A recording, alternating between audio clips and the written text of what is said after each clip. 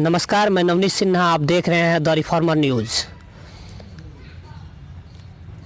Congress party के पूर्व प्रदेश सचिव और प्रदेश स्तर के सबसे कद्दावर नेता मनीष यादव जी ने मकर संक्रांति के शुभ अवसर पर कांग्रेस पार्टी को बाय बाय कहकर राष्ट्रीय जनता दल को ज्वाइन कर लिया और आज सुबह वो पटना से लौटे। तो द रिफॉर्मर न्यूज़ से आज मुखातिब हैं और जानेंगे कि 2 दशक से भी ज़्यादा लंबे समय तक छात्र राजनीति से अपने राजनीतिक जीवन की शुरुआत करने वाले मनीष यादव जी, क्या कारण था कि आखिरकार जो है उन्होंने कांग्रेस छोड़कर राष्ट्रीय जनता दल ज्वाइन कर ली। आज उन मुद्दों पर चर्चा करेंगे। सर, बहुत बहुत धन्यवाद। आपको भी बहुत बहुत धन्यवाद और नए साल की बहुत बहुत शुभकामनाएं। बहुत सर, आपको भी शुभकामनाएं। आपने मकर संक्रांति के शुभ अवसर पर नए साल की शुरुआत जो है, आपने अपने राजनीतिक जीवन का एक नया अध्याय चुना, राष्ट्रीय जनता दल को ज्वाइन किया। क्या कारण था कि आपने राष्ट्रीय जनता दल ज्वाइन किया? देखिए, कांग्रेस पार्टी महागठबंधन के अंदर आज भी एक अहम सहयोगी दल है और बिहार के अंदर कांग्रेस पार्टी और राष्ट्रीय जनता दल का गठबंधन अटूट है। जो मैंने निर्णय लिया, जैसा कि आप जानते हैं कि पिछले 2 और 3 पीढ़ियों का कांग्रेस पार्टी के साथ एक लंबा रिश्ता रहा और स्वयं मेरा 21-22 वर्षों का कांग्रेस पार्टी के साथ एक दिल्ली विश्वविद्यालय के अंदर एक कॉलेज यूनिट के अध्यक्ष से मैंने छात्र राजनीति की शुरुआत की एनएसवाई के माध्यम से। फिर एनएसवाई और युवा कांग्रेस होते हुए बिहार प्रदेश कांग्रेस कमेटी के अंदर बतौर सचिव और कई अन्य मौके पर जो जिम्मेदारियां दी गई उसको पूरी लगन के साथ, पूरी ईमानदारी के साथ, पूरी शिद्दत के साथ मैंने निभाने की कोशिश की। और इस वक्त जब मैं अब राष्ट्रीय जनता दल का प्राथमिक सदस्य हूं, तो इसका मतलब ये कतई नहीं कि जो पुराना घर है, जहां मेरा एक लंबा रिश्ता रहा, तो वहां मैं कोई शिकवे शिकायत या उनमें कमियां निकालूं और ये कहकर मैं अपने नए राजनीतिक जीवन की शुरुआत करूं। बिल्कुल ऐसा नहीं है। मेरी जो राजनीति है, एक शिष्ट राजनीति, एक राजनीति में एक शुचिता की राजनीति, एक शालीनता, वो मेरे राजनीति का ध्येय है। कांग्रेस पार्टी के साथ जो मेरा अनुभव रहा वो हमेशा एक खूबसूरत अतीत के तौर पर मेरे ज़हन में जिंदा रहेगा और गठबंधन के अंदर ही हम हैं, तो बहुत दूर नहीं गया हूँ। विचारधारा के स्तर पे जो मुद्दे हैं उन सभी जगहों पे हम सभी लोग एक साथ ही काम कर रहे हैं। हाँ, ये बात अवश्य है कि अब मेरे लिए राष्ट्रीय जनता दल की विचारधारा, राष्ट्रीय जनता दल की नीतियाँ और जो नेतृत्व है वो हमारे नेता आदरणीय श्री लालू प्रसाद यादव जी, आदरणीय श्रीमती राबड़ी देवी जी और छात्रों और युवाओं की आवाज़, बिहार के हर एक नौजवानों के दिल की धड़कन, करिश्माई नेता आदरणीय श्री तेजस्वी यादव जी के नेतृत्व में राष्ट्रीय जनता दल एक नई ऊंचाई को हासिल करेगा, एक नई इबारत लिखने की कोशिश करेगा और हम जैसे नौजवान जो जिस रफ्तार से राजनीति करते हैं, जिस शिद्दत के साथ संघर्ष करते हैं ज़मीन पर, उसमें बिहार कांग्रेस कहीं न कहीं अप्रासंगिक हो चुकी थी। जो एक नेतृत्व जो प्रेरणा देता है, वो कहीं न कहीं एक प्रेरणादायी नेतृत्व की जगह एक पीड़ादायी नेतृत्व बिहार कांग्रेस के अंदर महसूस करने लगा था। मेरा आज भी मानना है कि राष्ट्रीय स्तर पे कांग्रेस पार्टी में अपार संभावनाएं छिपी हैं। राष्ट्रीय स्तर पे कई नेता ऐसे हैं जिनको ग्रूम किया जाए। बहुत सारे ऐसे नौजवान नेता हैं, स्वयं राहुल जी, प्रियंका जी, बहुत सारे ऐसे नेता हैं। लेकिन बिहार के अंदर जिस खास तौर पे मैं जिस इलाके से आता हूँ, सीमांचल का इलाका, कोसी का इलाका, वहाँ पे मुझे अपने समाज के साथ जो इलाके की सोच है, जो हमारे चाहने वाले मित्र और शुभचिंतक हैं, उनका लगातार दबाव बढ़ रहा था। और ये फैसला कोई भावनाओं में बहकर लिया हुआ फैसला नहीं है। ये फैसला बहुत सोच समझकर, लगातार कई महीने से विमर्श करने के बाद, जनसंवाद करने के बाद, अपने मित्रों और शुभचिंतकों से लगातार चिंतन और मंथन करने के बाद मैं इस नतीजे पर पहुंचा कि मुझे यदि पब्लिक ओरिएंटेड पॉलिटिक्स करनी है तो मुझे अब ये मुफीद वक्त है कि मुझे राह बदलनी होगी। और मैं ही नहीं, और ना सिर्फ बिहार के अंदर, पूरे भारतवर्ष के अंदर देश की राजनीति का बेहद चमचमाता खूबसूरत राजनीतिक भविष्य और बिहार के बेहद दमदार, शानदार और पूरी धमक के साथ अपनी राजनीतिक प्रस्तुति दे चुके आदरणीय श्री तेजस्वी यादव जी से बेहतर कोई नेतृत्व नहीं हो सकता था। तो मुझे बिना किसी संकोच के तेजस्वी जी के नेतृत्व में काम करने का सौभाग्य मिला है। और लालू प्रसाद यादव जी, जिनके बारे में मैं कहूँगा, जब मैं दिल्ली विश्वविद्यालय में भी पढ़ता था तो जो शोषित, वंचित और पिछड़े समाज को जो उन्होंने जुबान देने का काम किया, जो ताकत देने का काम किया और भाईचारे की रक्षा के लिए जिस प्रकार से पूरे देश में एक मिसाल दी जाती है परम श्रद्धेय लालू प्रसाद यादव जी की, तो मैं तो सौभाग्यशाली अपने आप को महसूस करता हूं कि उस राजद परिवार का आज मैं एक सामान्य सा सदस्य हूं। एक जूनियर सदस्य की हैसियत से मैंने यहाँ पे ज्वाइन किया है। निश्चित रूप से जो कांग्रेस पार्टी के अंदर भी जो 22 वर्षों का मेरा अनुभव था, यहाँ पे जब हम संगठन को पंचायत स्तर पे, प्रखंड स्तर पे खड़ी करने की कोशिश करेंगे तो वो अनुभव मेरे निश्चित रूप से काम आएगा। चूँकि आपने बात की बिहार प्रतिपक्ष नेता तेजस्वी यादव के, और उन्होंने युवा होकर लोकसभा चुनाव में अपना दमखम दिखाया और एक बिहार के बड़े आइकॉन के रूप में उभरे, और आप भी युवा नेता हैं और आप भी सीमांचल के क्षेत्र में अपनी एक अलग पहचान रखते हैं, और पार्टी विशेष नहीं, पार्टी विशेष से अलग भी अपनी पहचान है। तो क्या एक अब जो है आपकी और जो है तेजस्वी यादव की जो एक जुगलबंदी है, एक अलग पैमाने पर जो है आप अपने आप को भी ले जाएंगे और पार्टी को भी ले जाएंगे, क्या ऐसा देखने को मिलेगा? नहीं, ये तुलना तो बेमानी है। मैं अत्यंत सामान्य और निचली श्रेणी का कार्यकर्ता हूँ। आदरणीय तेजस्वी जी, रोकना चाहूँगा जी, चूँकि सवाल मैं इसलिए पूछा चूँकि आप कांग्रेस के प्रदेश स्तर के बहुत बड़े नेता हैं और राष्ट्रीय पार्टी कांग्रेस, और आप आरजेडी में अगर जाते हैं तो आपकी अहमियत आरजेडी वालों को भी पता होगी कि कितनी अहमियत है। तो एक जो मैं कह रहा हूँ कि एक जो क्षेत्रीय स्तर से निकलकर एक जो है हम कह सकते हैं पूरे प्रदेश स्तर पर एक बेहतरीन राजनीति देखने को मिलने वाली है, ये मैं कह रहा हूँ। मैं सिर्फ यही कह सकता हूँ कि मुझे जो भी जिम्मेदारी दी जाएगी उसको पूरी शिद्दत के साथ, पूरी दीवानगी के साथ, पूरे जुनून के साथ, पूरी ईमानदारी के साथ मैं निभाऊंगा। और जो बीते बिहार विधानसभा के चुनाव परिणाम आए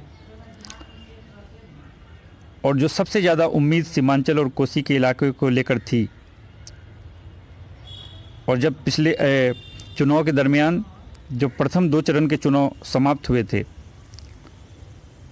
तो सभी लोगों को, तेजस्वी जी को भी इस बात का पूरा गुमान था कि प्रथम 2 चरण में महागठबंधन ने बेहतरीन प्रदर्शन किया था, और जो तीसरा फेज़ था वो हम लोगों के इलाके का था, सीमांचल और कोसी के इलाके का था। तो ये पूरा जो सीमांचल और कोसी का इलाका है, ये राष्ट्रीय जनता दल का एक मजबूत गढ़ रहा है, और ये पूरा इलाका स्ट्रॉन्ग होल्ड रहा है ये परंपरागत तौर पर राजद का, महागठबंधन का यहाँ पे वोट बैंक रहा। तो हमें पूरी उम्मीद थी कि हम बेहतरीन तरीके से, और जैसा पूरे देश भर के न्यूज़ चैनल्स ने, एग्जिट पोल ने भी इस बात का हवाला दिया कि हम एक तरफा चुनाव जीत रहे हैं।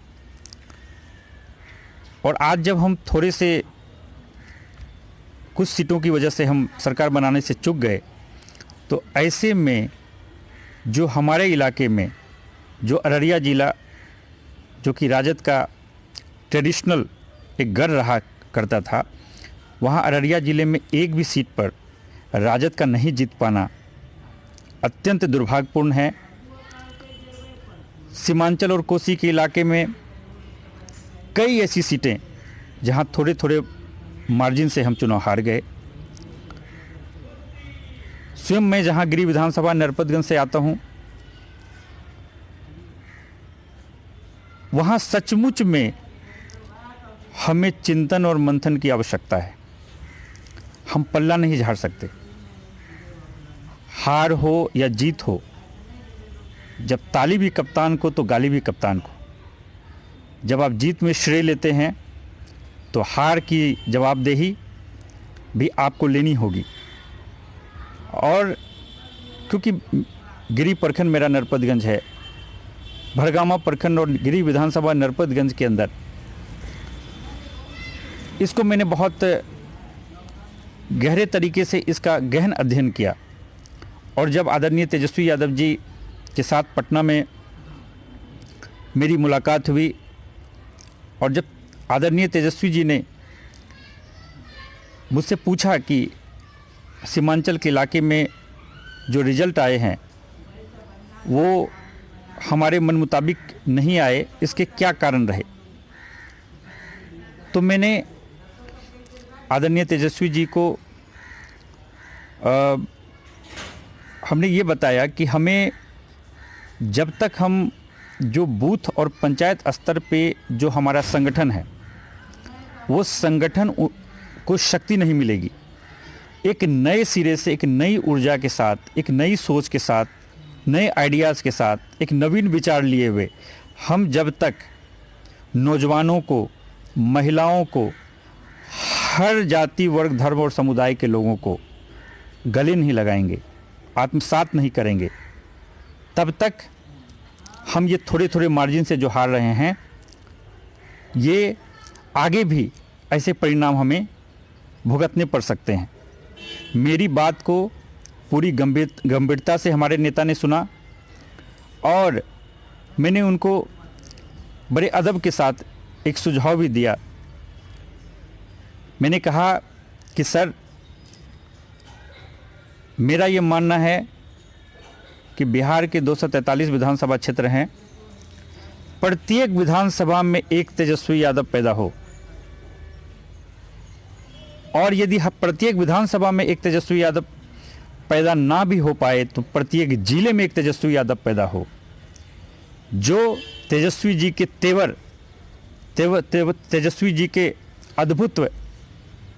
अभूतपूर्व नेतृत्व कौशल और नेतृत्व क्षमता और उनका जो असाधारण करिश्माई व्यक्तित्व है, जो नौजवानों के लिए आज वो एक सुपर हीरो की तरह नज़र आते हैं, वैसा प्रत्येक जिले में हमें नेता बनाना होगा। ऐसे नेता को ढूंढना पड़ेगा और उनको ग्रूम करके उनको आगे बढ़ाना पड़ेगा। तो मेरा मानना है कि चुनाव हार कर भी तेजस्वी यादव जी लोगों के दिल में उतर गए और नीतीश कुमार जी मुख्यमंत्री बनकर भी लोगों के दिल से उतर गए। आपने कहा कि तेजस्वी यादव जी का जो नेतृत्व है, कुशल नेतृत्व, वैसा नेतृत्व हर विधानसभा से चाहिए। और चूंकि आपने जब पार्टी ज्वाइन की तो लगातार बधाइयों का तांता लगा रहा, फेसबुक, व्हाट्सएप पर जो है आपको मैसेज भी मिले, आपने उसे पोस्ट भी किया और आपने इस चीज़ का उल्लेख किया कि हर गिरी विधानसभा आपका नरपतगंज है और अभी जो आपने वक्तव्य दिया कि प्रत्येक विधानसभा से तेजस्वी यादव निकलना चाहिए, तो क्या, और जो युवाओं का खासा उत्साह है, तो क्या जो है नरपतगंज विधानसभा से अगला जो तेजस्वी का जो एक आप मॉडल कह रहे हैं, तो क्या वो मनीष यादव अगला नजर आएंगे नरपतगंज से? देखिए, आपसे पहले भी जब मैं पिछले इंटरव्यू में जब अपने विचार साझा कर रहा था, तो मैंने कहा हर एक व्यक्ति जो राजनीति में होता है, उनकी प्राथमिक और अंतरिम ये इच्छा होती है, ये ख्वाहिश होती है कि वो सदन में पहुँचे। तो मैं कोई अछूता नहीं हूँ, मेरी भी अपनी भावनाएं हैं। मैं राजनीति में हूँ तो विधानसभा और लोकसभा पहुँचने की मेरी भी इच्छा है, लेकिन मैंने राष्ट्रीय जनता दल ज्वाइन किया तो अभी तो 5 साल के बाद चुनाव होने हैं। यदि मेरे मन के अंदर ये भावना होती कि मुझे सिर्फ विधानसभा चुनाव के लिए टिकट लेना है, लोकसभा चुनाव के लिए टिकट लेना है, तो मैं तो चुनाव से पहले 6 महीने पहले, 1 साल पहले ज्वाइन करता। मैं अभी वो कुछ सोच ही नहीं रहा हूँ। 5 साल बाद चुनाव हैं, आगे क्या परिस्थितियाँ बनती हैं, किस प्रकार के सिचुएशन का निर्माण होता है, उस पर मैं अभी कुछ नहीं कहना चाहूँगा। मैंने अभी जो ज्वाइन किया है, मैं आदरणीय तेजस्वी यादव जी के प्रतिभा से, उनके इस एक करिश्मेटिक लीडरशिप से प्रभावित होकर, जैसे पूरे बिहार के एक एक नौजवान से आप पूछ लें, चाहे वो किसी भी राजनीतिक दल में हो, किसी भी सामाजिक संस्था के लोग हों, आप उनसे पूछेंगे तो वो कहेंगे पूरे बिहार के अंदर सिर्फ एक ही उम्मीद की किरण, एक ही आशा की किरण और एक ही नेता जो लंबे समय तक बिहार की राजनीति को एक मजबूत आधार देने हेतु नज़र आ रहे हैं, तो वो आपको आदरणीय तेजस्वी यादव जी नज़र आ रहे हैं। तो तेजस्वी यादव जी के नेतृत्व में, उनके नेतृत्व में काम करके जिस रफ्तार से तेजस्वी जी राजनीति करते हैं, शायद एक प्रखंड, पंचायत और विधानसभा के स्तर पे हम भी उसी प्रकार के राजनीति करने में यकीन रखते हैं। तो एक जो संघर्ष में करता हूँ, उस संघर्ष को एक गति मिलेगी, एक बैकअप मिलेगा। और तेजस्वी जी का जो असाधारण जो एक नेतृत्व कौशल है, उससे हम लोगों को संजीवनी मिलेगी। और मुझे ही नहीं, हम जैसे सैकड़ों हजारों जो राष्ट्रीय जनता दल के राजद परिवार के जो कार्यकर्ता हैं और नेता हैं, वो हम सब टीम वर्क की तरह काम करेंगे। मैंने अभी ज्वाइन किया राजद, आप तो अभी टिकट की बात करने लगे। मैं तो टिकट तो बहुत दूर की बात है, मेरा तो ये मानना है, मैं राजद का आपने तेजस्वी यादव का जो एक शैली था, उस शैली को बताया कि प्रत्येक विधानसभा से निकलना होगा, तो क्या आपकी वही शैली अब नरपतगंज विधानसभा में देखने को मिलेगी? देखिए, मैं ये मानता हूँ कि राजद परिवार का मैं फिलहाल सबसे जूनियर सदस्य हूँ। अररिया जिले के अंदर राजद को सींचने में, राजद को खड़ा करने में कई महान विभूतियों का योगदान रहा है। परम श्रद्धेय तस्लीमुद्दीन साहब, जिन्होंने पूरे सीमांचल में, जिनको सीमांचल के गांधी के रूप में लोग जानते हैं, राजद को चरम उत्कर्ष तक पहुंचाने में उनका अद्भुत योगदान था। मैं आपके चैनल के माध्यम से उनको खराजे अकीदत पेश करता हूं, अपनी विनम्र श्रद्धांजलि पेश करता हूं। और कई बड़े बड़े लीडर्स उनके संरक्षण में, उनके नेतृत्व में, उनके मार्गदर्शन में मुझे काम करना है। और जो बहुत सारे नौजवान कार्यकर्ता हैं, मैं कोई नेता नहीं हूं, मुझे उनके साथ संवाद एक दोस्त की तरह, एक भाई की तरह, उनको गले लगाते हुए उनके साथ हमें आगे बढ़ना है। राजद लगातार 2000 ईस्वी से 2020 के अंदर 6 चुनाव हुए और 6 चुनाव में राजद नरपतगंज के अंदर परंपरागत राजद की सीट होने के बावजूद उस 6 चुनाव में 4 चुनाव बीजेपी जीती। 2000 ईस्वी में बीजेपी जीती। 2005 में जो फरवरी का चुनाव हुआ था उसमें बहुत बमुश्किल 380 वोट से राजद जीता। फिर 2005 के जो नवंबर के चुनाव हुए फिर उसमें बीजेपी जीती। फिर 2010 में बीजेपी जीती। फिर 2015 के अंदर जब नीतीश कुमार जी भी साथ में थे, महागठबंधन का निर्माण हुआ, तो उसमें फिर राष्ट्रीय जनता दल 22,000-25,000 वोट से चुनाव जीत कर आई। फिर 2020 में हम मुँह की खा गए। तो हमें ये चिंतन करने की ज़रूरत है, जहाँ राजद से बेपनाह मोहब्बत करने वाले लोग, चाहे वो नरपतगंज विधानसभा की बात हो या अररिया लोकसभा की बात हो, ऐसा क्या कारण है कि हम अपने वोट को बचाने में कामयाब नहीं हो रहे हैं, और साथ ही साथ हम जो नए वोटर्स हैं, हम जो हमारा परंपरागत वोट बैंक है उसके अलावा और कुछ वोट को क्यों नहीं जोड़ पा रहे हैं। तो इसके लिए ये ज़रूरी है कि आपको पंचायत स्तरीय सम्मेलन करके, एक युवा संवाद कार्यक्रम करके, आपको प्रत्येक पंचायत में नौजवानों को फिर से उत्साहित करना पड़ेगा, उनके अंदर संजीवनी पैदा करना पड़ेगा, उनके मनोबल को बढ़ाना पड़ेगा और स्वयं पीछे रहकर उनको आगे करना पड़ेगा। नेता को आगे होकर कार्यकर्ता को पीछे नहीं रखना चाहिए। कार्यकर्ता जो किसी भी पार्टी की रीढ़ होते हैं उनको आगे कीजिए, आप स्वयं पीछे रहिए। Leader who creates more leader, leader who makes more leader is actual leader. यानी नेता वो होता है जो नेता क्रिएट करता है, नेता पैदा करता है। नेता वो नहीं होता कि वो फॉलोअर्स पैदा करता है। यदि आप सच्चे नेता हैं तो आपको नेता बनाना पड़ेगा, लीडरशिप को डेवलप करना पड़ेगा।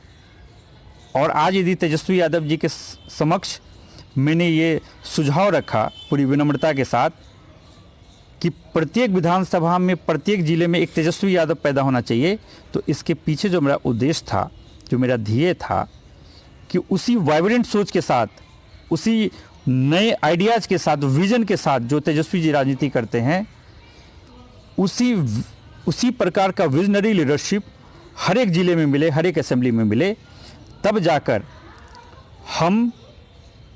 मेरा अपना पर्सनली मानना है कि अगले 2 वर्षों तक सिर्फ और सिर्फ संगठन पे यदि ध्यान दिया जाए कि बूथ स्तर पे कैसे हमारा संगठन खड़ा हो, पंचायत में कैसे हमारा संगठन फिर से खड़ा हो, प्रखंड में कैसे हो, जिले में कैसे हो, यकीन मानिए दूर दूर तक राजद को चुनौती देने वाला कोई नज़र नहीं आएगा।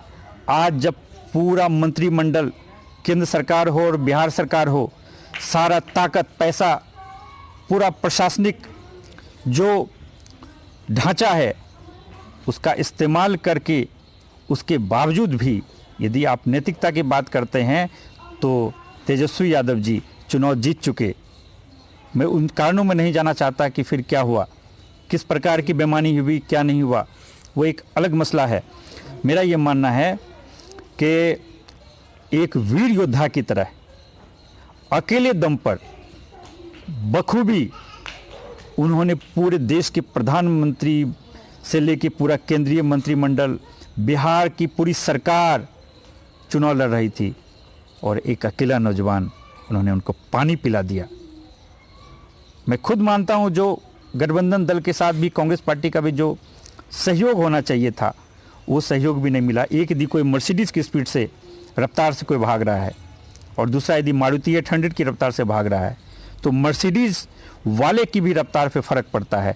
यही हाल इस वक्त महागठबंधन की सरकार नहीं बन पाने के बाद मुझे जो लगता है, जो मेरा आकलन है, वो यही है।